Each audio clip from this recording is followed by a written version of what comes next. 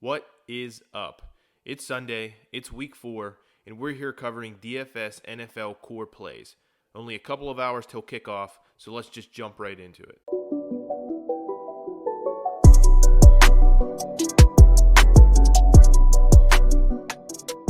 What's up, everybody, and welcome back to No Huddle Fantasy Sports. Before we start this video, as always, if you're new here or if you haven't done so already, please hit that subscribe button, give this video a like, and go ahead and share this video with anybody else that's interested in fantasy sports, football in particular, and DFS.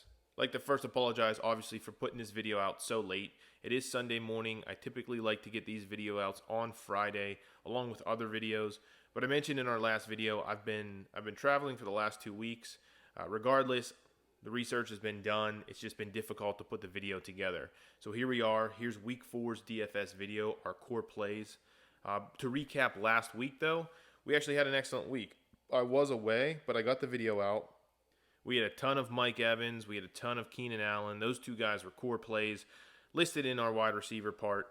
And obviously, they went off. A lot of Frank Gore as a value play. Most of my stacks, especially the ones that cashed really, really high, included Christian Kirk, who had as predicted, a ton of targets, turning them into a lot of receptions. With Christian Kirk, I stacked Kyler Murray, obviously. Kyler Murray had a decent game, nothing spectacular. If he would have went off, we would be talking about a major payday. But nonetheless, it was still a great week. Cashed, I think, every single one of my lineups. And overall, we profited. So you got to like that, and you got to hope that we can roll that into week 4 here. So let's stop wasting time and just jump right into the quarterback position. So I have two guys listed this week. Two different spectrums I'm going to fully disclose here. Russell Wilson and Deshaun Watson. One guy's likely going to be highly owned. One guy's likely going to be not highly owned. And that's kind of what I'm playing off of here. Russell Wilson is in a great spot facing Arizona this week on the road. I do like road quarterbacks typically, especially underdogs. He is a road favorite, which is what it is. It's more of the play here against Arizona. Arizona has just been an elite matchup for any quarterback, really any play DFS, whether it's a running back, quarterback, wide receiver, tight end. They're just an elite matchup across the board. It's not necessarily their defense is really bad. It isn't great, but it's just the high tempo in which they play with, and that gives just more and more opportunity. It equals more passing attempts, more rushing attempts, more receptions and targets. So just a great matchup for any type of play in DFS. Russell Wilson fits that bill this week for Seattle. It's a pretty decent projection here at 47.5 over under. I mentioned they are slight favorites at 5.5. Actually, it's a little more than slight, but nonetheless, Seattle has been passing the ball the last couple of weeks more than expected. They're typically going to be a run-heavy team, but they've had some issues with Chris Carson holding onto the football, and as a result have actually passed. I think there was 50 attempts by Russell Wilson last week. He is a reasonable price, $6,100 on DK, $7,800 on FanDuel. I mentioned Arizona's the top matchup this week for quarterbacks. Really, in 2019, they're a top 5 matchup in general for the quarterback position, giving up nearly 30 points a game, high tempo, high opportunity. And Russell Wilson's coming off a great week 3 where he passed for 400 yards and 2 touchdowns, equaling, I think he also had 2 scores there on the ground, so equaling 44 points. We always like the upside with guys with legs. He is certainly that type of player and showed it last week. Deshaun Watson, the other end of the spectrum in terms of ownership. I originally had Matt Stafford listed here, who I still have listed in my secondary other consideration plays. I will be playing a little bit of Matt Stafford, but there is a hip injury with Stafford, and so for that reason, I just felt a little too nervous to put him on my core play recommendations and instead pivoted here to Deshaun Watson. I really don't think, the big thing here is that he's going to have ownership this week. Nobody seems to be talking about him. His price still is up there, although it has dropped over the last couple of weeks. But I still think people aren't talking about him. People are ignoring him this week, and he is that same type of player as Russell Wilson, Lamar Jackson, Pat Mahomes. He runs the ball with his legs. He already has 2 scores this year. He has the ability to throw the ball downfield. Deshaun Watson and Houston are playing at home this week versus Carolina. Carolina isn't necessarily the best matchup for really any position, but quarterback in particular. But regardless, Deshaun Watson can almost be matchup proof due to his ability, like I said, to run the ball and his ability through the air. They are a home favorite. It's a 47.5 over-under, so decent scoring there. 4.5 point favorite. They are projected over 25 points, which is good. I think it's a top 5 in terms of main slate point projection for teams. They're not overly committed to the run, so that's huge here. They do have Carlos Hyde, who is like their second or third running back down the chain here because of injuries. But if you look at over the times they've scored this year, 7 of the 8 times Houston has scored on offense, it's been some way or some reason, whether it's passing or running the ball, because of Deshaun Watson. They run the ball, it's seriously like 10 to 12 times on the ground each week. So they're not overly committed to the run. They don't seem to believe in it right now. It's all through Deshaun Watson, which is great for fantasy. And like I said, the big thing here, the reason why I like him the most is because of the upside he offers, and I'm talking GPPs only. I don't think he's the best recommendation for cash. But for GPPs, he's getting ignored. I don't think he's going to have high ownership, and he offers you that elite upside that can take down a tournament. Moving on to running backs for week 4, I'm speaking a little bit of a different tune here because I've been pretty certain on running backs the last couple of weeks, and it has worked out. This week, I'm not as certain, especially on the high-tier price guys. The guys I have listed here, Austin Eckler, Marlon Mack, Mark Ingram, and Chris Carson. I typically, and the reason why I say I'm less certain is because I stick to a strategy, and that's home favorite running backs. And it's hard to find them this week in good spots.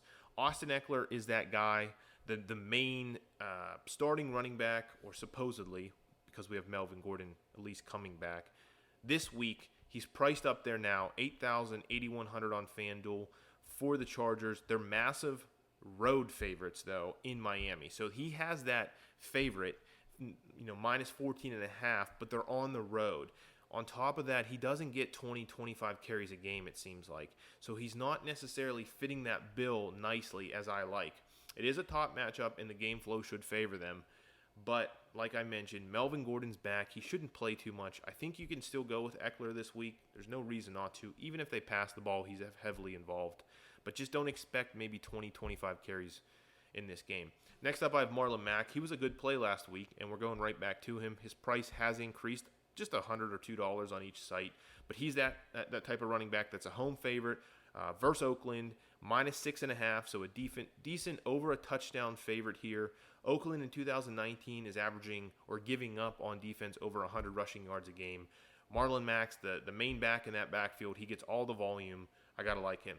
Mark Ingram, still not really getting that heavy work out of the backfield, 20, 25 carries a game. But what he is getting is working out. He's 6,600 on DK and 78 on FanDuel. I like him more on DK.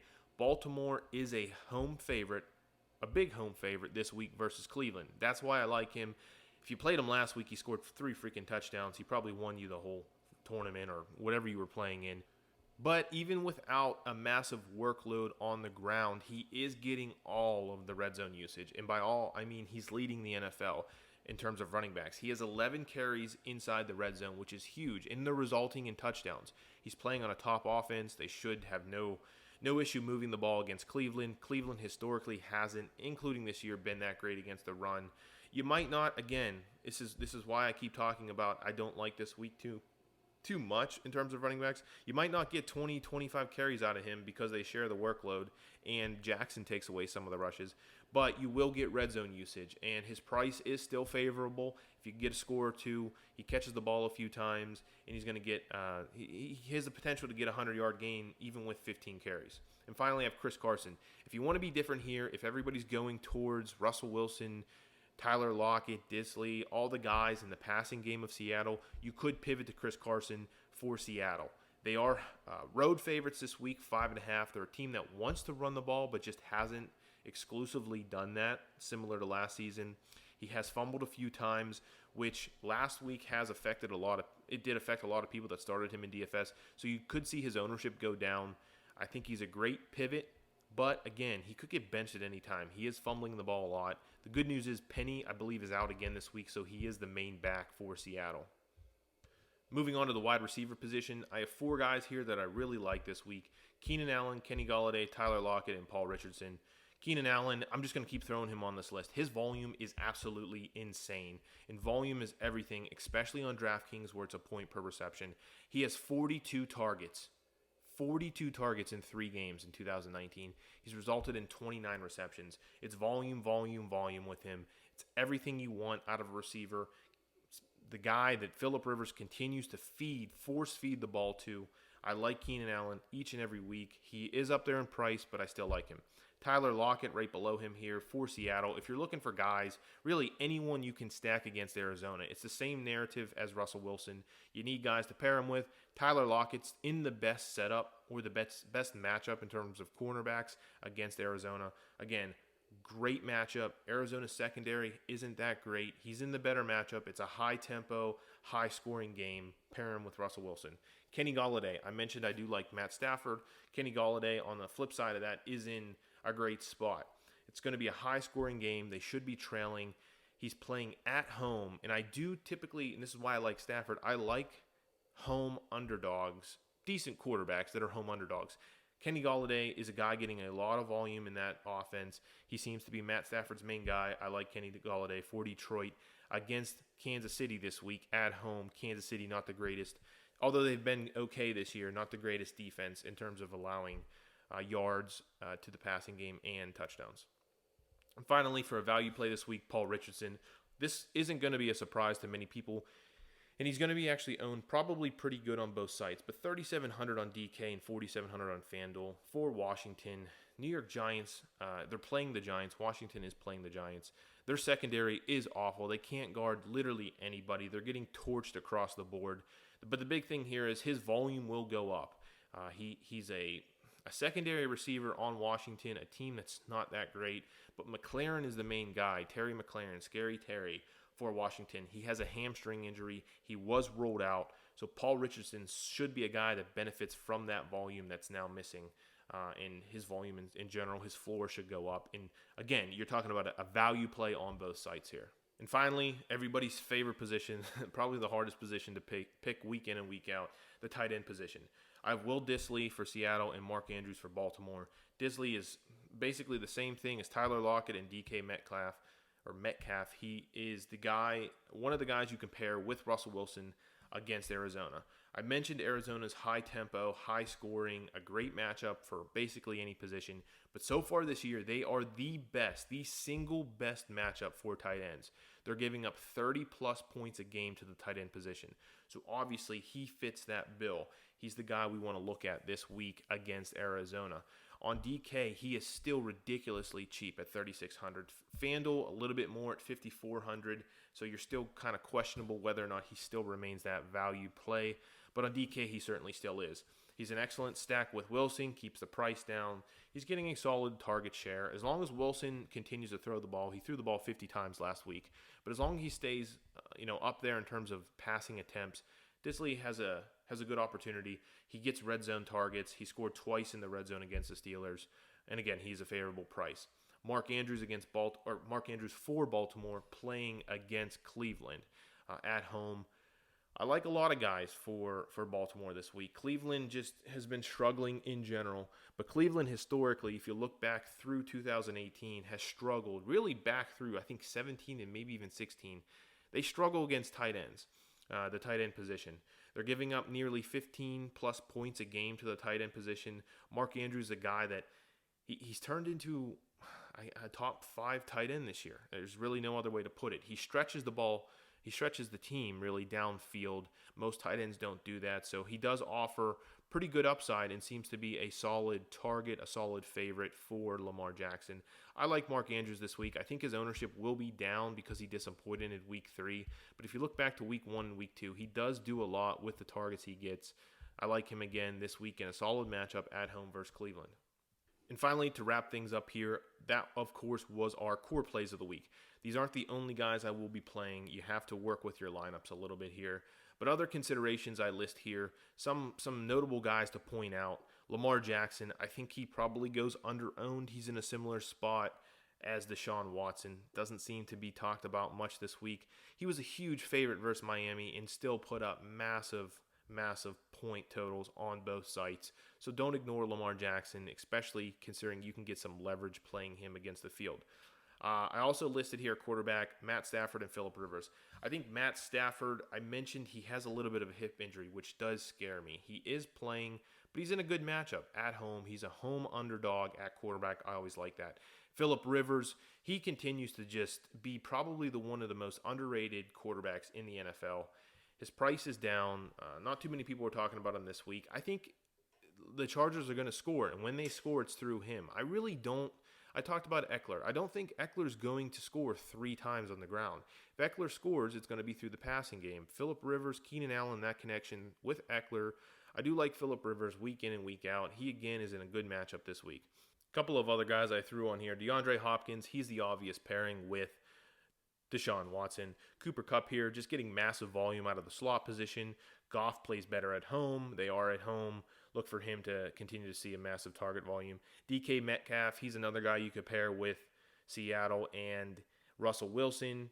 And Evan Ingram, Greg Olsen. Evan Ingram, an obvious play at tight end, but Greg Olsen is getting huge volume with Allen at quarterback. He did last week, and if you look back to last season when Allen started, he did target the tight end position a lot. So he continues to be a good play, a good value play at the position.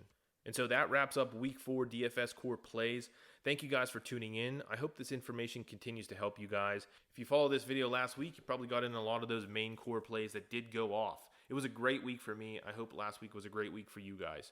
As always, hit up the comment section below. Let me know who you guys like this week, who some of your favorite plays are. If any of these guys you disagree with, it always helps. There's always people that point out some information I may have missed or may not have had.